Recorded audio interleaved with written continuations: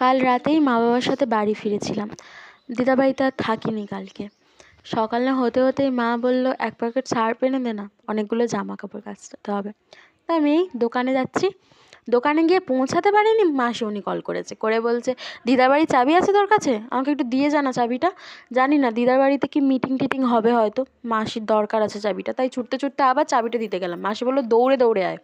বাড়ি ফিরে এই মুখে একটু অ্যালোভেরা ঘষছিলাম যাতে আমার এই বাজে মুখটা একটু সুন্দর করা যায়। তারপর স্নান করে ভাত খেতে বসে গেছে। আজকে শুক্রবার, বাড়িতে সন্তোষী মার পূজা হয়, তাই নিরামিষ। আর ওই বললাম না দিদা বাড়িতে মিটিং হবে, ওই জন্যই দুপুরবেলা যাচ্ছে আধার কার্ডের জেরক্স নিয়ে। তারপরে ভাবলাম একটা আইসক্রিম হয়েই যাক। আর এই যে জেরক্স দোকানের সামনে আইসক্রিম খাচ্ছিলাম, আর এই মিটিংয়ের জন্য সবাই এসেছিলো, বসেছিল, আমিও বসেছিলাম দেখবো বলে মিটিংয়ে কী হয়। আর এই কাকুটা ওইখান থেকে উঁকি মেরে দেখছিল যে মিটিংয়ে কী হচ্ছে। তা আমিও একটু দেখে নিলাম আর ভিডিও করে নিলাম। তারপরেই বিকাল হয়ে গেছে, সূর্য ডোবে ডোবে অবস্থা, বাড়ি ফিরছি।